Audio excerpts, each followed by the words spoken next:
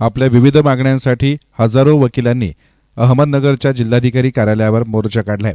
वकील संरक्षण कायदा पारित करावा या मागणीसाठी अहमदनगर जिल्ह्यातील सर्वच वकील संघटनांनी हजारोंच्या संख्येनं अहमदनगर जिल्हाधिकारी कार्यालयावर भव्य मोर्चा काढला होता। अहमदनगर शहरातल्या जिल्हा न्यायालयापासून हा पायी मोर्चा निघाला।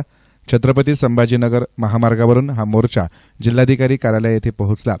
अहमदनगर जिल्ह्यातल्या राहुरी तालुक्यातील आढाव या वकील दाम्पत्याच्या निर्घृण खून प्रकरणात सरकारी वकील म्हणून उज्ज्वल निकम यांची नियुक्ती करावी, या खून प्रकरणातील आरोपींवर मोक्याप्रमाणे कारवाई करावी, याचबरोबर वकिलांवर होणारे हल्ले, खोट्या केसेस यासाठी वकील संरक्षण कायदा शासनानं मंजूर करावा या मागणीकरता हा मोर्चा काढण्यात आला होता। जिल्हाधिकारी कार्यालयावर मोर्चा आल्यानंतर जिल्हाधिकाऱ्यांना भेटण्यासाठी काही निवडक वकील बांधवांना आतमध्ये सोडण्याची भूमिका पोलिसांनी घेतल्यामुळे काही काळ पोलीस आणि वकील यांच्यामध्ये शाब्दिक युद्ध रंगलं होतं, तर काही वकिलांनी पोलिसांकडे रिकाम्या पाण्याच्या बाटल्या फेकल्यामुळे काही काळ तणाव निर्माण झाला। अहमदनगर जिल्ह्यातील विविध तालुक्यातील वकील संघटनांसह आमदार बाळासाहेब थोरात, आमदार संग्राम जगताप, आमदार सत्यजित तांबे यांनीही या मोर्चामध्ये सहभाग घेतला।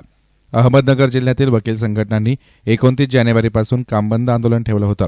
वकिलांना पक्षकाराची बाजू मांडताना स्वतःचंही संरक्षण तितकंच महत्त्वाचं असल्यामुळे वकील संरक्षण कायदा सरकारनं लवकरात लवकर मंजूर करावा अशी मागणी अहमदनगर जिल्हा बार असोसिएशनचे अध्यक्ष नरेश गुगळे यांनी केली आहे।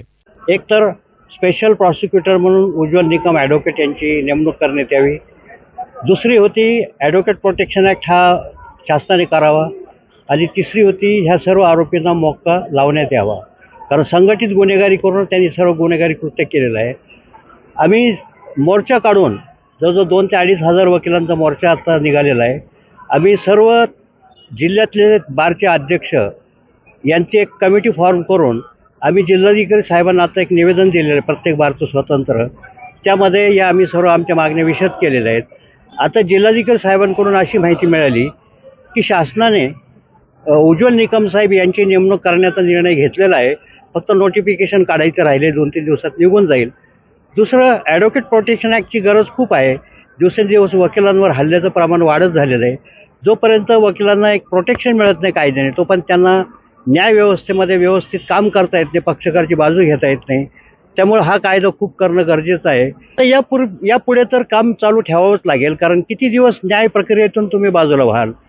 पक्षकारांचे कामं प्रलंबित पडलेले आहेत, फौजदारी खटले प्रलंबित पडलेले आहेत, कोर्ट मशिनरीला मदत करणं गरजेचं आहे।